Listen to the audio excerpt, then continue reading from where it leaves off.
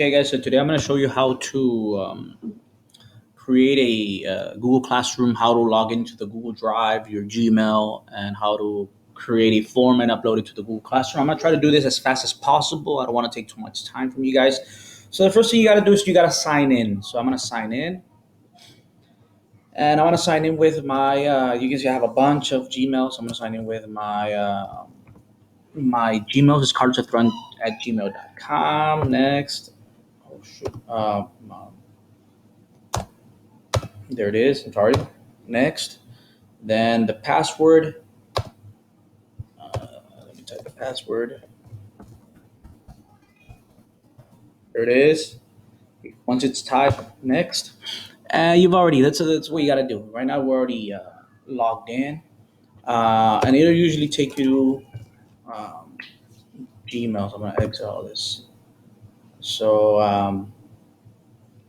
if you notice these squares over here, these are apps. I'm looking for the drive. So I click on these apps, and here is the drive. So something you gotta know is that the Google Class, which we'll be using in a little bit later, is in the drive. So you can look for whichever one. But right now we're looking for the drive. So it's right here. So I click on the drive. It'll take me to the drive. What I want to do is I want to create a form. And by that, what I mean by that is that I want to create an assessment activity, a video, something so that students, I can give it to the students in the Google Classroom, and we can kind of flip the classroom, have them watch the video at home. Once they come back to class, they've already hopefully watched the video, read the discussion, and we can actually have like a more of a college environment where we discuss what's going on, ask questions, higher order questions, and so forth. So first thing you got to do is you see this plus sign over here. So you create a new one. So you click on it. You don't want to create a Go Dog, a Go Sheet. You want to go to More. Where right about here where it says Google Forms. To click on it, it's going to take you to Google Forms. So we're going to create a test or a form, however you want to name it. We're going to call it test. And once you've already given it a name, you can give whatever name you want to do, chapter 19, Mexican American, or whatever you want to do it. Once you're done with typing the test name, you see this icon or these box over here. Click on it. So you click on it, and as you can see, it automatically transfers what you wrote here to what you want to, because this is what, whenever you look for it on the drive, you got to make sure that it has a name. If not, you're going to have a very hard time finding the form that you just made. So make sure they both have the same name. That's that. Next is, as you can see, it already has a question. So I click on it. So the first thing you want to do is you want to input a last name and first name. You want to identify the student. So what I do, and it works pretty fine, is that I write the last name. Sorry, last name, first name. And I do this because once you create the form and you create responses and you create like a sheets, this helps to kind of alphabetize the names. And if you notice that most of the grade books that I worked for three districts, and the grade books all start in the grade book, the name of the student starts first with the last name, not with the first name. So there it is. Now you see this box over here. You want to make sure that it says a short answer and not multiple choice, not check, not drop down. Because when you provide a short answer, the students are able to type in their name. Now make sure to click on this little button which reads required, because if you don't click on it required, students might skip this question, and it'll allow them to submit it. But if you click on it right now, they cannot skip this question. They have to do it. Got it? They have to do it. Next thing you want to do is click on the plus sign. It adds a question. And if you see these icons over here, guys, these over here, that's to add another question. That's to import questions. That's to add a title and description. That's to add a picture. And this is add video. And this is to add a section. For those questions, I have two sections. So on this one, I'm going to add another question. Click on the plus sign. I scroll down. Next thing you want to make sure is ask them for their email, because once you create that the form and you provide them responses, in order for you to be able to send them back their grade as soon as they're done with the exam, you need an email, because that's the way Flubaroo works. Flubaroo is the app that is connected to this, that will connect to the responses so that we can send them the grades once they're done with the exam. So you see these dots over here, click on it, click on description. Now you want to provide them a description because if not, they'll mess up your email. So you give them an example. Um, Carlos F1 at gmail.com. You can provide that example so you can know. Now you have to do who will tell you I don't have an email. So you can just give a message. Uh, Provide your email so that whenever you are done, you can get your grade. Get your grade. If you don't have one, type 999. And as you can see, I have my daughters in the background, so they're very loud. So I'm sorry, but I think they're playing Barbies. And that's it. Now you see again the required. Make sure you click required. So the required basically says they either have to input an email or they have to put 999. Now if they put 000, they can, but right now for the sake of it, just put 999. And make sure that you provide the short answer because you want to provide them an opportunity or a box for them to jot down their email. And there it is. The next thing I would like to add is the teacher or the class period, and you can do a drop down or a multiple choice, however you want to do. I do a drop down again. How did I go to drop down? It's this box over here. I'm gonna scroll down. I'm gonna put just first period, second, third, fourth, fifth, sixth, seventh, eighth, and ninth. We fix this one, eighth. And yeah, at our school, college at Brown, we have 9 periods, so that's why I'm putting nine. And you might be asking why the hell all these periods. Well, later on the spreadsheet, I'm going to show you the beauty about being able because whenever they choose either first, second, third, fourth period, you'll be able to segregate it by first period class, second period class, third period class, and kind of know how they did. Um, and right now, I'm going to include another question. The teacher. The um, teacher name. And you see how it gave me a short answer. No, don't give them. You give them the options. So get over here. Drop down. Miss Ramirez. These are my teachers. One of the best department I've worked in. Mr. Whalen, Miss Myers. And I have these are my eighth grade teachers, my U.S. history teachers. Again, do not forget to include required. Required. Now let's do one question. Who was the first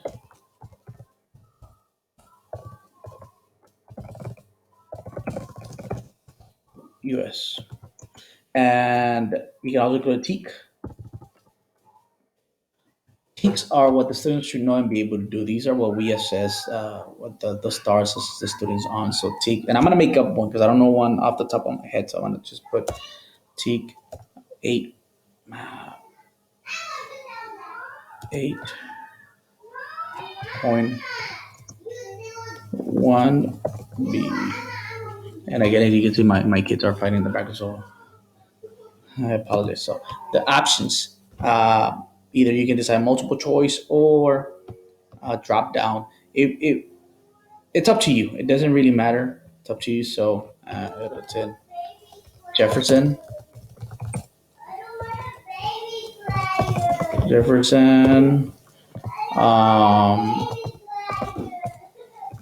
Washington,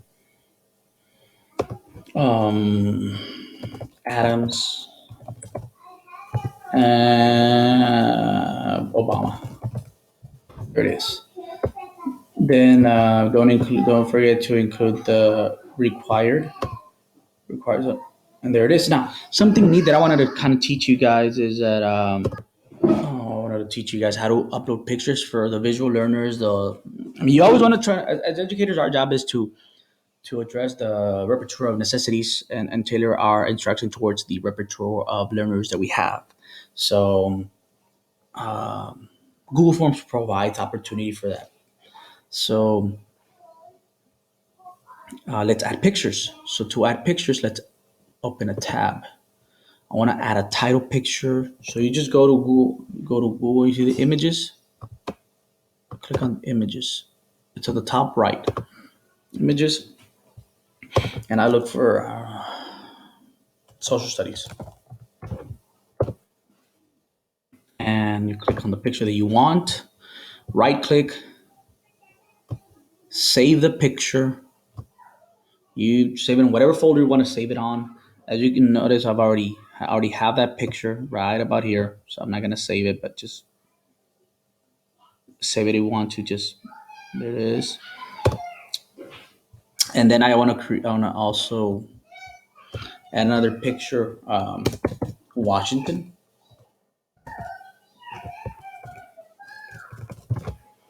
and I've already. Oh, I'm sorry, George. Um, there it is. So the same process, same procedures. Click on the picture, and then right click, save picture as, and save it in whatever folder you want to make. As you notice, I already have mine there. Let's save it, and there it is. Um, the next thing I would like to suggest is go to YouTube.com. I look for a video. Let's say if you want to provide a lecture, YouTube is amazing. There's so many people, video lectures. Let's see.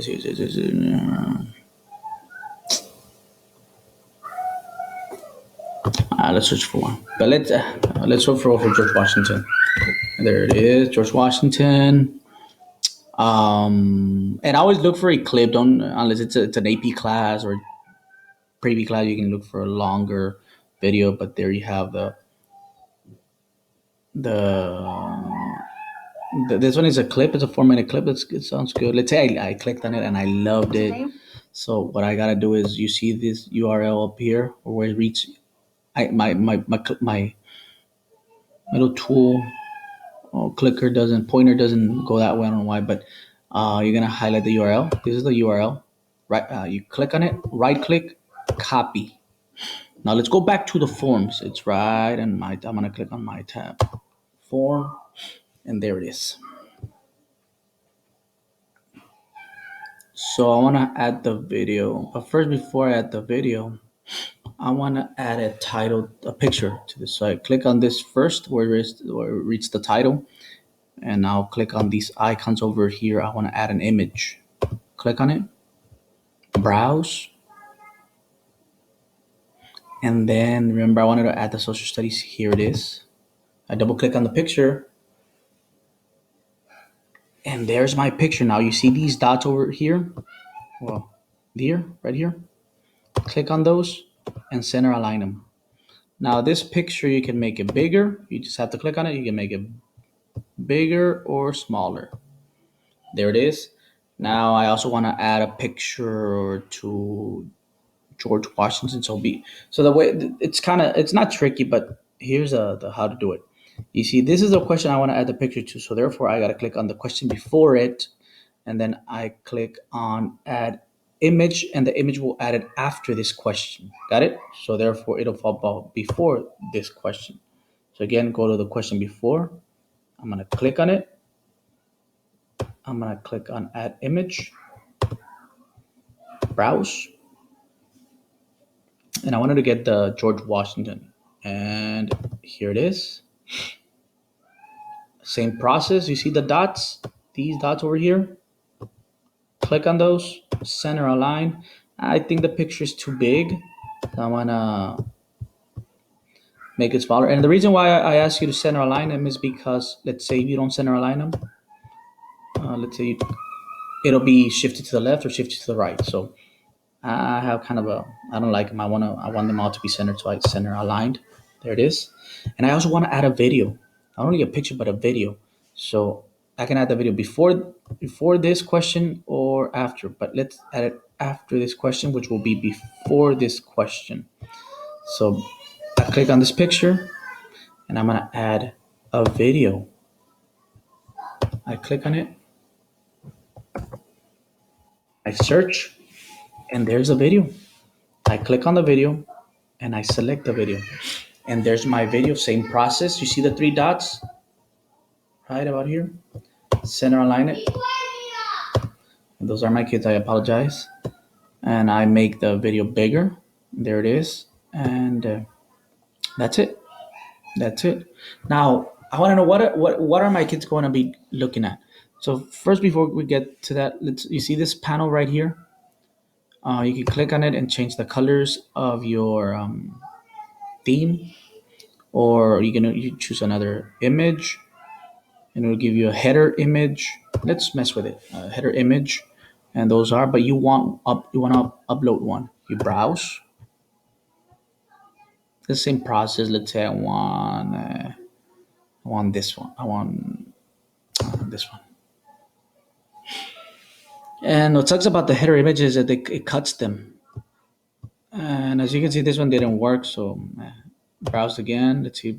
And they don't work because it might be a JPEG. It might be a different format. So that's the reason. So that's what sucks about the header. It uses specific ones, specific formats. Let's try this one. No, it doesn't get it. So I want to skip this section right now. I already provided a here the my header image, so I've been using that one, so it works fine. I'm gonna change the. You just click on the colors, and it changes the colors. You can see it changes the colors. So I want to use that one. Whatever color you want to use, it's up to you. Once you're done, you exit that one. Now, if you want to see what the students will be looking at, you just click on this eye. That's like the live form. That's what the students are actually going to see. So click on it, and this is what my students will be seeing. There it is.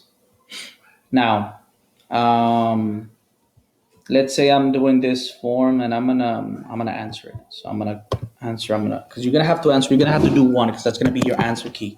I'm gonna call it answer key. My email is Carlos if you want at gmail.com. My period is, I always put first period as an answer key.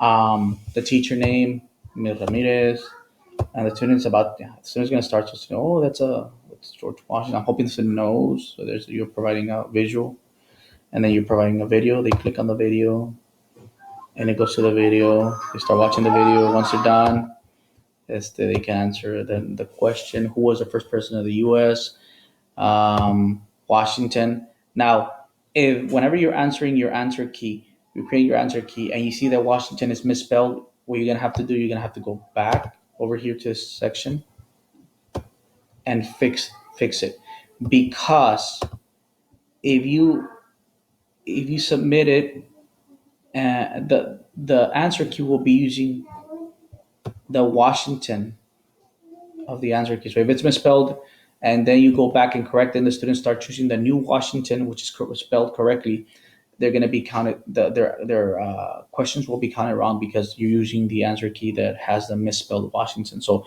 whatever changes that you make, create a new answer key. Not necessarily with pictures, only with answer choices. Now, if they say Jefferson is misspelled, but he's not part of the answer key, you can just change it, and it's no problem. But only if you're going to be using, let's say, Washington, and it's misspelled, you got to go and correct it, and then create a new answer key. Hopefully, you guys understood. Then you submit it. And there it is.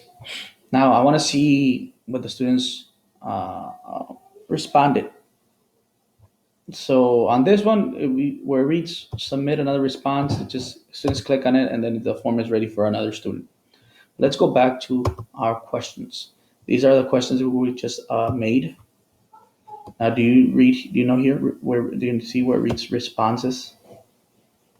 You click on responses, and so far you have one response. Let's just for fun, let's just submit another response. Um, Lopez. You know what, guys? I forgot to include a description on the name, on how I want them to type their name. So I'm gonna go back to the form. You see, it's already in response, but I want to see the questions. I scroll down. I click on the question I'm gonna edit, and you see these three dots. I want to add a description. So, example, Lopez Mario. So as students can know how I want them to write the name. I click out of it. I go to live form. So there it is. So now as you can see, it now reads Lopez Mario. So name is Hernandez Pedro. Email. The student doesn't have an email, so he what? I don't have an email. Oh, I type 999 999. If they have an email, type the email. Class period. He's a second period. He's with Mr. Whalen. There's a picture, there's a video. He watches it and he chooses Obama. Submit. There it is. Now you want to see how many people submitted, how many people have done it. You go back to your questions. You go to responses. You can see it already has two responses. You scroll down. The video about it segregates it in a pie chart. If you notice, remember I told you to include the teak. So here's the question: Who was the first president? Only 50% of the students have mastered the TEAK, this the US 81B. So that means that if you're whenever you as a teacher you want to have a measurable objective. The purpose of having a measurable objective is that every time you have a lesson objective, let's say I'm going to give you an example. Today we will analyze and evaluate the repertoire of reasons of the American Revolution with 94% accuracy. So if the students haven't mastered that objective with 94% accuracy, then you have to go back and reteach it. Now, the beauty about Google Forms is that it does that data for you. So if you go look at this TEAK, only 50% mastered, so that means that we got to go back and reteach it. It's up to you, but that's the beauty about it. And there's a TEAK. Uh, that's why I told you whenever you write in the question, type in the question, include the TEAK. That's it. But we want to grade it. So you see where responses. Now this little icon, you click on it, and it says create a new spreadsheet. Yes, and don't ever use a select existing spreadsheet. Once you have already mastered Google Classroom, you can do that, but right now just create a new. So create, and once you create it, it'll always be there. You won't have to do this step again. So I click on create, and it'll lead me to another sheet, and it's taking a while to load. There it is. Now so far we have two two students who have done it. It's me, the answer key, and Hernandez Pedro. Let me exit this. You see these tabs over here? Click on the tab add-ons. Add-ons. So here's add-ons. I click on it. Mine already has the the add-on Flubaroo because I've already been using this one. But you guys, if you're new to this, you're gonna have to go to get add-ons. So it'll take you to the App Store. So get add-ons, and on the search box, you're gonna search for Flubaroo, and there it is, Flubaroo. You'll look for the first one, the Flubaroo with the apple. You click on it and you download it. Once you download it, it'll automatically appear on your add-ons, and you'll just have to enable it. So again, I go to add-ons, Flubaroo, enable, because I'm gonna be using it.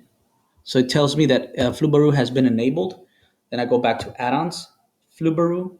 You can grade the assignment, but if you go to this route, let's say Flubaroo, uh, Flubaroo, then grade the assignment, it'll only grade the students who have already done it. If more students come later on, second period or third period or fourth period, you're gonna have to go back and click again Flubaroo, Grade assignment again. Fourth period, Flubaroo, grade assignment. So what I have found easier is that I go to Flubaroo.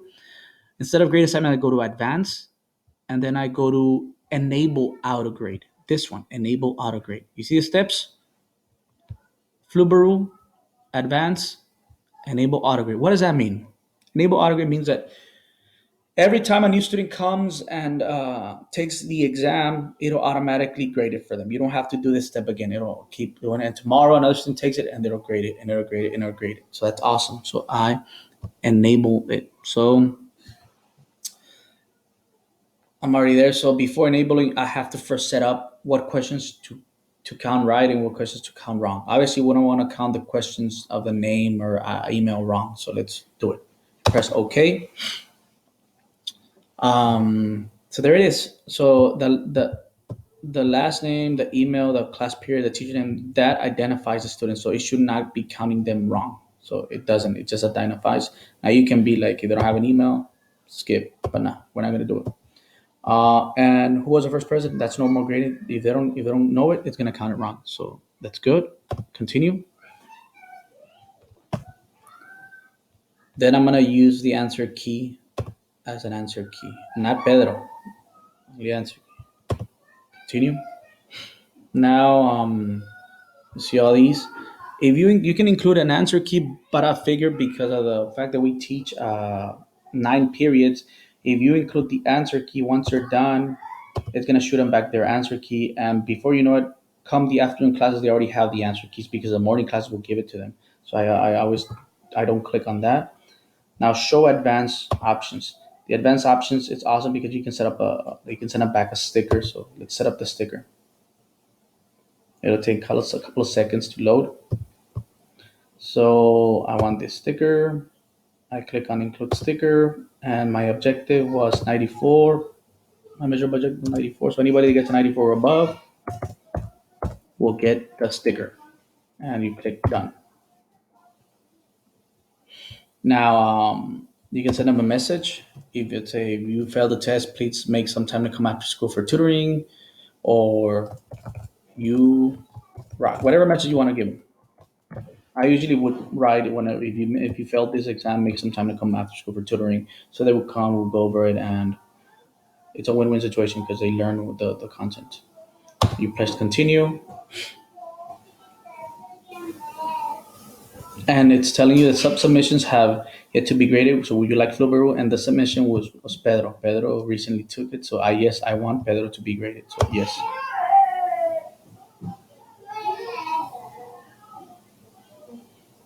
and there it is. There it is. Pedro got a 0. Now, if you want to delete this sheet, you right click, delete.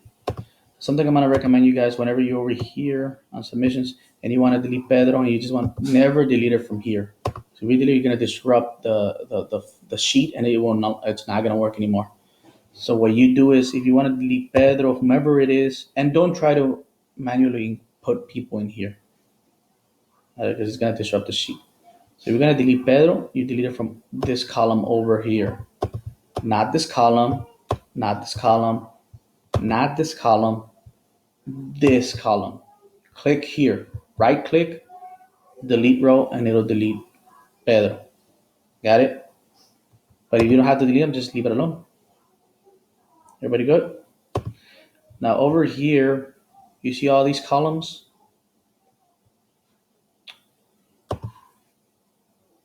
So once they start doing third period, fourth period, there's this little icon over here. That's a filter. If you click on it, it'll set a filter on all of them. So you can segregate by A through Z or segregate by class. Right now, but you can't segregate because it's only second period. You can segregate by teacher. If you scroll down,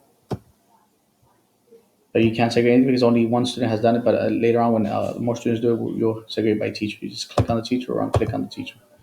You can clear all and then select the teacher you want. And then okay, it's up to you. But that's that. Now I'm gonna exit this out. I'm gonna show you how to upload them into the Google Classroom. I'm gonna exit this, exit this, exit this. You see your drive, you already signed in. The apps are over here. Look for Classroom. Sometimes it's not there. You'll have to scroll down. Mine is there because I moved it manually, but you're gonna have to scroll down and then you'll find it. As you can see, we have 183 students. I click on it. Here's like a Facebook page. For those of you who have Facebook, you can send a message and everybody will see it. Hello, everybody. Hope you guys are doing well, blah, blah, blah, whatever you want to do. And this is on stream. Now I want to include the classwork. So I click on classwork. I click create. You have all these, but I always use assignment. If I'm going to give an assignment, a test, a video, a quiz, I always use the same one, assignment. So I click assignment. It's going to be the test. Um, you can provide instructions. You're going to add what? The test. But before we add the test, we want to look for, no, we'll just add the test. And if you want to look for a video, it's up to you. But I'm going to add the test. So I click on this icon here, Google Drive. Now, always make sure to click on my drive. My drive. Got it? It'll sometimes be unreachable, but I always click on my drive. My drive, because you're going to look in your drive. And the name of it was test. And I'm going to click on this one, test. And make sure that you click on the purple one, because if you click on the sheets, it's going to send them the sheets. It's going to upload the sheets. So students, whenever they click on it, they're going to see what other students have answered, and they might copy those answers. So make sure you always click on the purple. Believe me, I've done it before, and it messes the whole thing up because students now are copying. So click on the purple one, the test. There it is. It's uploaded. Now you can include points. You can add a due date. You can add a topic, a rubric. It is all up to you. You guys work it however best you think is best for the kids.